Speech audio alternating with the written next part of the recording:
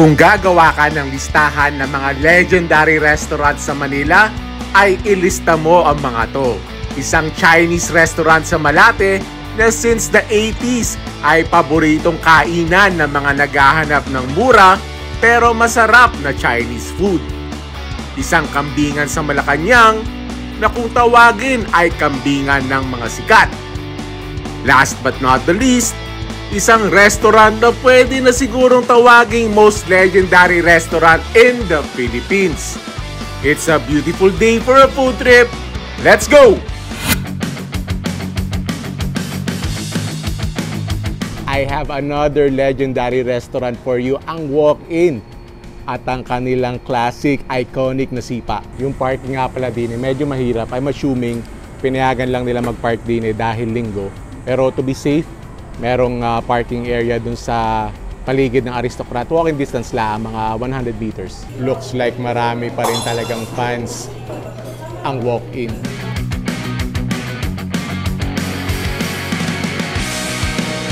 Ang strategy dyan, yan. Nandiyan yung mga protina. Parang turo-turo style. Social na Chinese restaurant, turo-turo style. Yan, may mga gulay din. Bali, tuturo mo lang kung anong gusto mo. Tapos kung anong gusto mong luto. Tatanong na lang natin kung ano yung mga best seller per luto. At yun, ang mga sipa, getting ready to be cooked. Sayang, walang pusit ngayon. Yun ang kasarap din is stuffed squid. Umorder tayo ng chili shrimp, and then buttered chicken, sipa, mixed seafood, saka Chinese kikiam. Nagdagdag tayo ng lapu-lapu na tausi.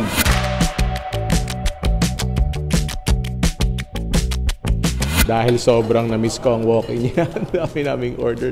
Dadalwa kami na rin. Sorry, yung iconic na sipa, Chinese kikiam, yang chow fried rice, lapu-lapu in tausi, mixed vegetables, buttered chicken, and chili shrimp. 2,057 ang total bill namin. Not bad, ano? May mga drinks pa yan. Kita niyo naman kung gaano ka-affordable ang mga tinda nila. Ayan na, nariyan tayo sa Walk-In ng very legendary. Grabe! It's been more than 20 years since last na nakakain ako din. Nung college ako, sobrang limit ko din dahil sa Malate ang gimmick place namin doon. And mga ano yun, mga late 90s, early 2000s. So yun yung last time na kain ko din sa Walk-In. And I'm very happy to be back. Kaya ito, ang dami nating titimusan ngayon. Ito talaga ang sobrang panalo, sobrang miss na miss ko na ang sipa ng Walk-In. Ari na ang ating first bite. So, kaya sipa ang tawag sa kanya. Not sure kung ano yung mga millennials.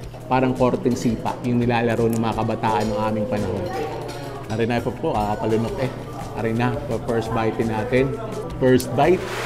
Thank you, Lord.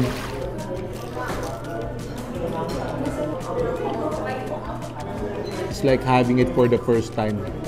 Sobrang panalo. So yun yung laman niya, kita yung laman, napaka-juicy. So parang may Chinese sausage na flavoring.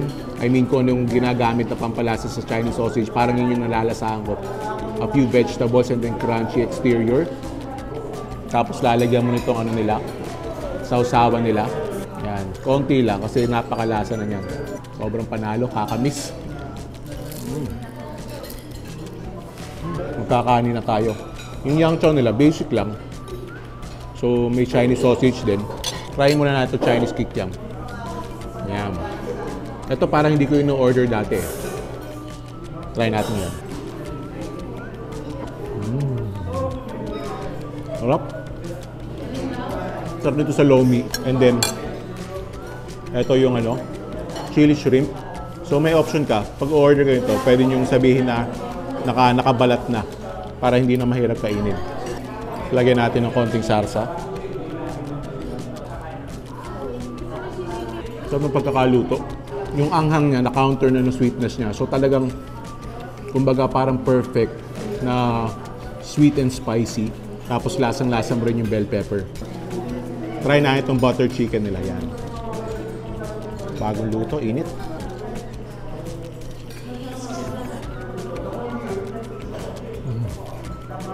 So juicy. Yung buttery flavor niya hanggang sa laman. and really crispy as well.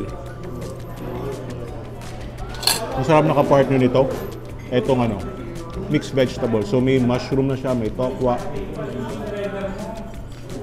may sweet corn, young corn.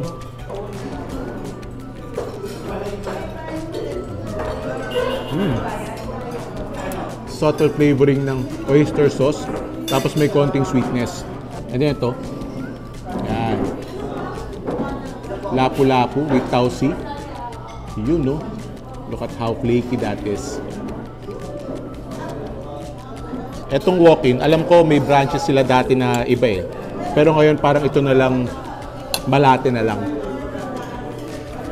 I've been trying to do research kung kailan nag-open tong walk-in pero wala akong makita. Pero just to give you an idea, nung late 90s, early 2000s, sobrang legendary na yung status ng walk-in noon. So you can just imagine, ngayon, 2023 na kung gaano ka-legendary. Kita nyo naman, ang dami pa rin tao, ang dami pa rin kumakain. Itong mga kumakain yun, kita mo yung mga old fans na talagang fans pa rin hanggang ngayon. Pero walk-in deserve niya. Yung mga millennials, mga Gen Z na hindi na-experience yung walk-in before, kailangan yung subukan to keep walk-in going for decades more.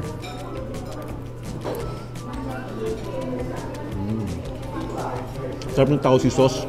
Salty, but not too salty. Sobrang solid na combo to.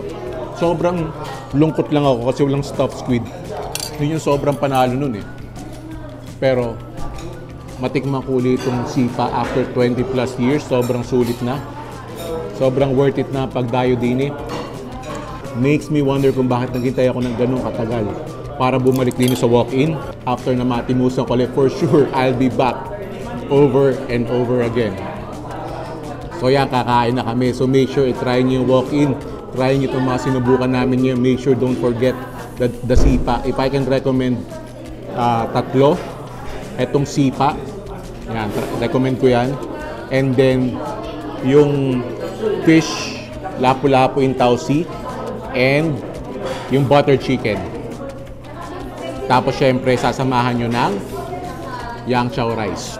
Kung may mga legendary restaurants pa kayo na gustong i-recommend sa akin na hindi ko pa napupuntaan, let me know in the comment section. I love visiting and discovering legendary restaurants to find out kung bakit sila may legendary status. Ito, pag natimusan nyo to, malalaman nyo kung bakit.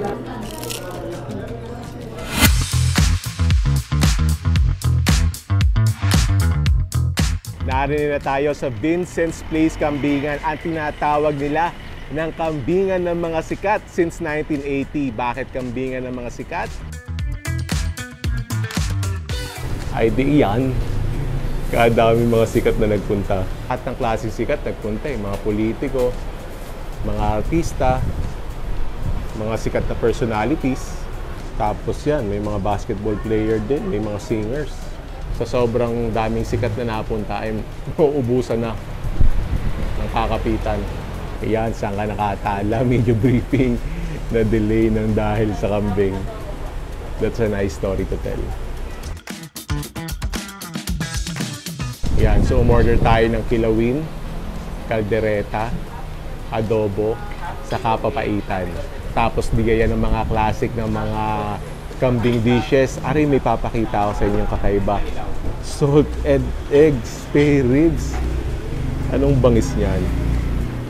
Bukod doon sa mga kambing dishes yan, meron din silang mga sikat na mga non-kambing dishes. Yan. Ang kay Mrs. umorder siya ng kinilaw na tuna, pero ito daw talaga ang best seller nila sa kanilang mga non-kambing dishes, yung boneless bangus.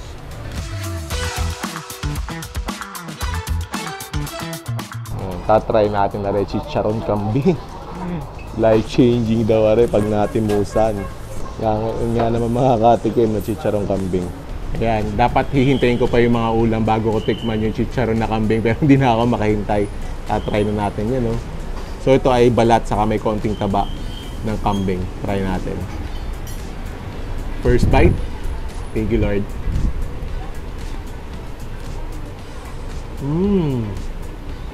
Sarap. Ano talaga siya? Pag kinagat mo talaga, parang walang laban eh. Talagang matutunaw sa ano mo, sa bibig mo. Nice. Ang ganda ng pagkakachicharon nito. Tapos masarap daw to sa suka. Ayan, sausaw natin sa suka. Kung ito pa lang, masarap na. Excited ako sa mga ulam nila. Sarap.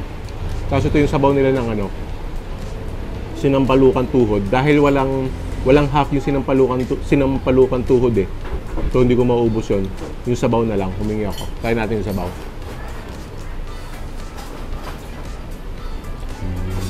Sarap.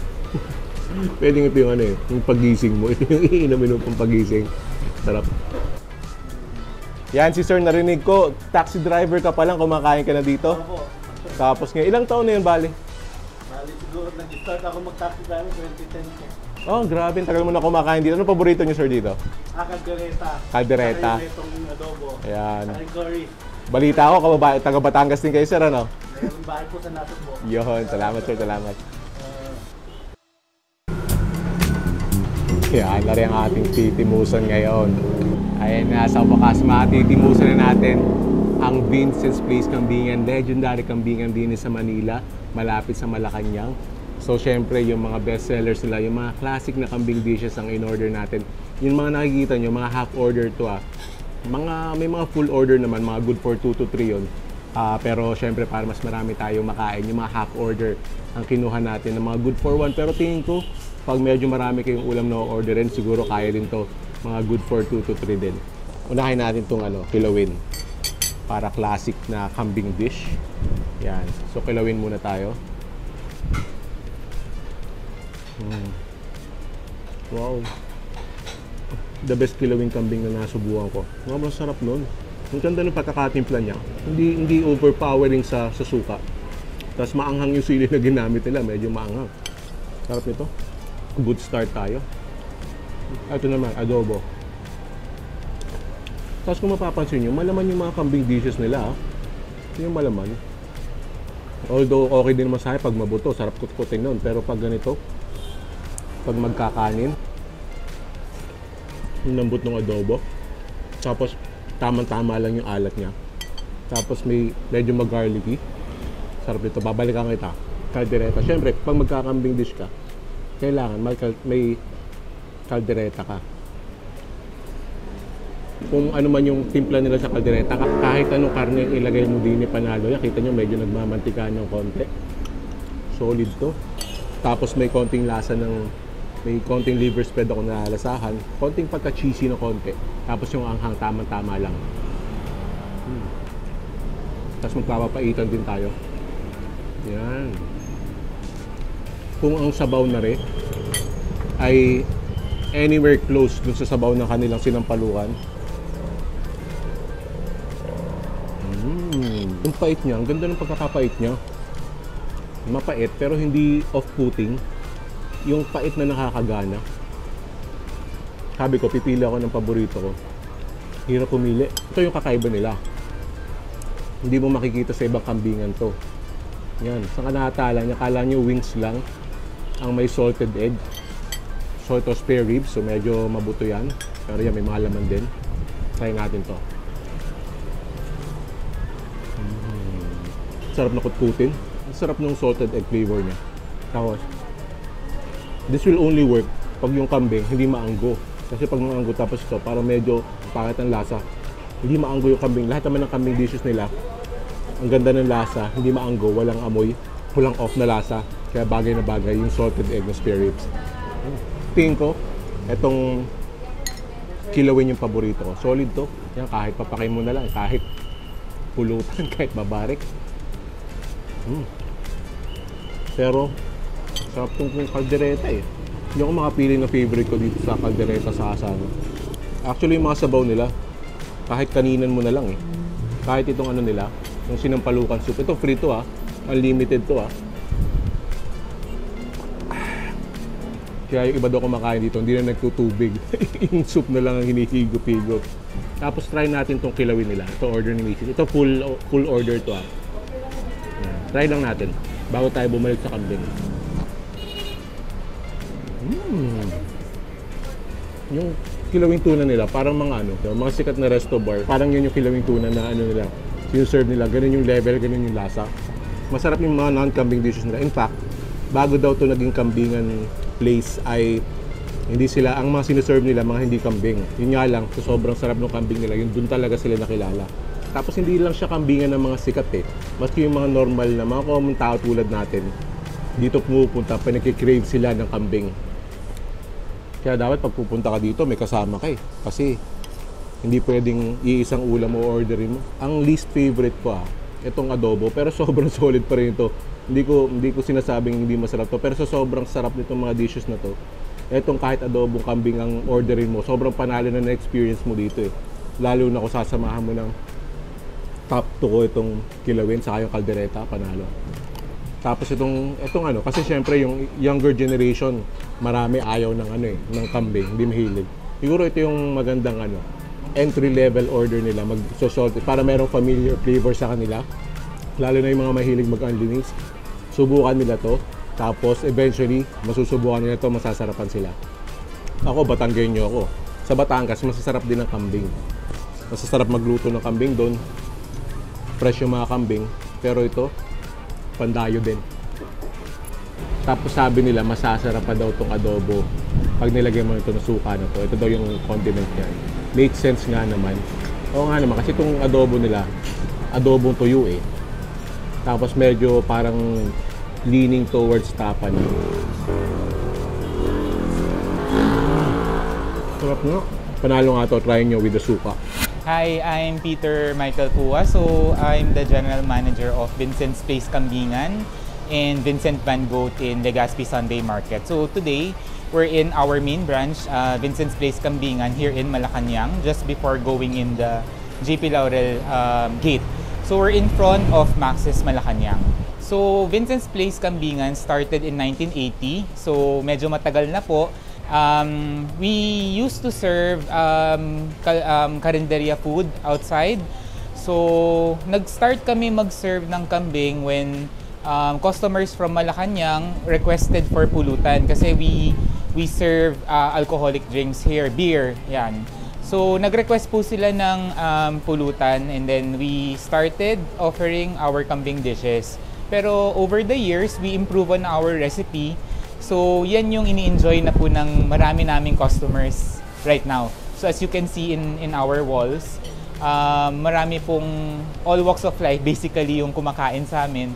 There are VIPs, there are politicians, there are from the private sectors, yun. Iba-iba po. We have to concede, no? Medyo mahirap mag-park dito. It's not that really comfortable. Walang aircon. Although our second floor is aircon, no? But we do, nakakataba din ng puso. Kasi pinupuntahan nga po siya ng VIP despite what I mentioned na walang parking and the other stuff. But aside from the food that alam naman natin na binabalik-balikan ng tao, kaya nga natawag kaming kambingan ng mga sikat. Maybe because of our exceptional service then, customer service. We take pride in the quality of our food, especially our kambing dishes and non-kambing dishes. So we're very strict about quality. Just last month, VP Sara, Vice President Sara Duterte, ate at our restaurant 3 times. So yan, actually yung history with VP Sara is very personal. Kasi I understand si VP Sara and her husband met here. Dito sila nagkakilala in the first instance. Actually, when they did their prenup, a part of the prenup was shot here in our restaurant. Second siguro is Comereno, the former Manila mayor. Susan Roses also went here. Richard Gomez in that picture. And many more. And Cara David and a lot of reporters. Yun. As mentioned by Jzar, no, we do know that not everyone eats kambing. Especially we witnessed that in Legazpi Sunday Market. Diba, most of the crowd in Legazpi Sunday Market are foreigners. So, every time we say or advertise goat meat dishes, parang they always say no. But when they get to try our food, parang thumbs up sila eh. In fact, when they buy our food in the Legazpi Market, bumabalik pa talaga sila just to say thanks that we introduced to them goat meat. Kasi for them, it's not that traditional to eat. Ang sikat kumakain ng talaga ng kambing are Asians, especially Indians, Pinoys, 'di ba? So I cordially invite younger generations na to try eating kambing because it's one of the healthiest sources of protein. In fact, it's more healthier than beef and pork. So it's low in cholesterol. In fact, we use goat's oil in all our cooking. So healthier option siya if you're trying to gain weight, gain muscle. So yun, itry nyo and I guarantee that all our kambing dishes won't have that gamey or mango aftertaste. So yan, kakain na kami. Kayo ba nakapunta na dito sa Vincent's Kambingan? Anong paborito nyo dito? Let me know in the comment section.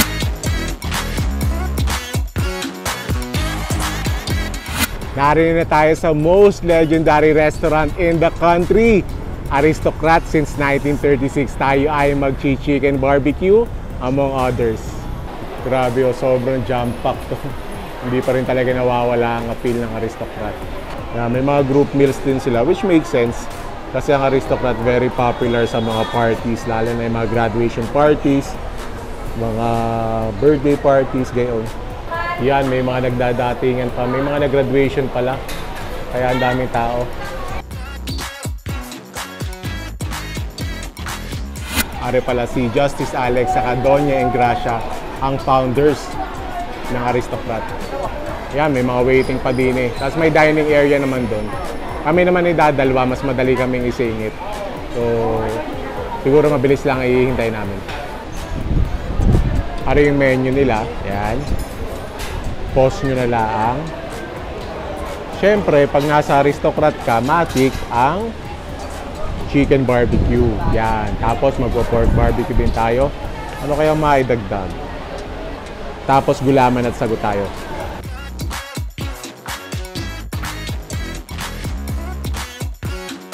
Looking around dito sa Aristocrat, marami yung obvious sa mga balikbayan and aminin naman natin, isa talaga to sa mga top choices ng mga balikbayan. For sure, meron kayong memory na pagkasundo nyo sa airport, din na kayo dumiretso sa Aristocrat sa Rojas Boulevard.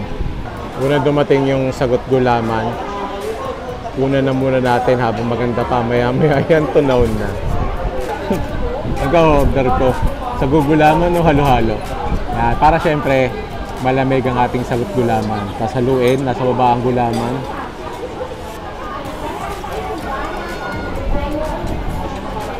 Tanda ko, masarap ang sagot gulaman din eh.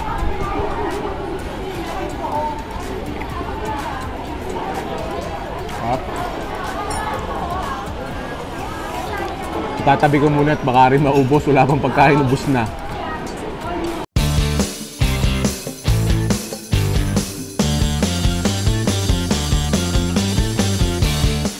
Ano na yung order namin? So, 3-piece na chicken barbecue.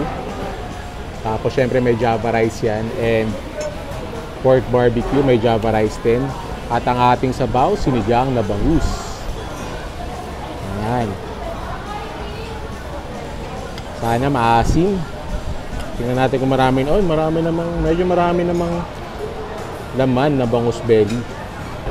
Ayan. So, kakain na tayo dito sa most legendary restaurant in the Philippines. Biruin nyo, kasama siya sa top 150 list ng Taste Atlas when it comes to legendary restaurants in the whole world. And if I'm not mistaken, Arilang Aristocrat ang kasama sa listahan. So, technically, that makes it the most legendary restaurant here in the country based sa Taste Atlas. So, bago tayo kumain, sasalin muna tayo sa mas maliit na malukong. Para yung ating hihiguping sabaw. Para na rin ang ating gulay.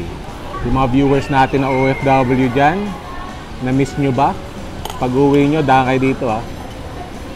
Ayan, so try muna natin itong barbecue. Barbecue muna. Ayan. First bite. Thank you, Lord.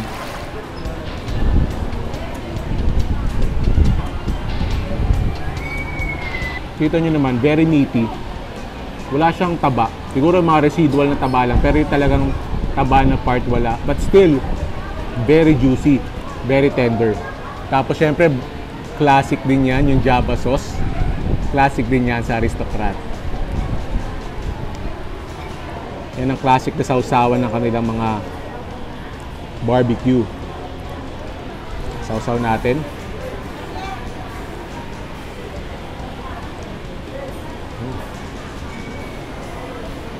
Ma-peanut, malasang peanut yung ano niya. Yung sauce niya. Perfect siya with the Java rice. Ito, another classic sa Aristocrat. Parang it's almost a crime. Pagkakain ka ng chicken barbecue din sa Aristocrat tapos complete na yung rice ka, kailangan Java rice talaga. Tapos try natin itong chicken barbecue. Ito talaga yung claim to fame ng Aristocrat. So bali ano siya, dalawang thigh part and then isang medyo maliit na drumstick part. Ito talaga yung nagpasikat sa Aristocrat.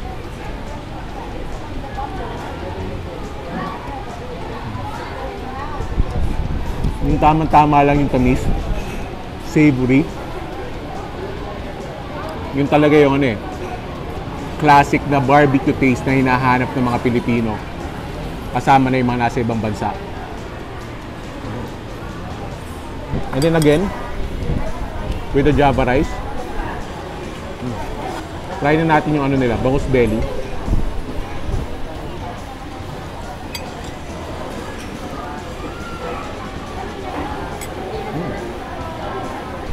Typical na bangus belly pero masarap. Yung pagkaasim niya, personal preference, mas masarap sana kung mas maasim pa. Pero ito, sakto na to for a lot of people. Ayun yung ano nila, yung atsara nila, classic din yan eh. Pag medyo nauumay ka na sa kinakain mo, atsara muna, pantanggal umay.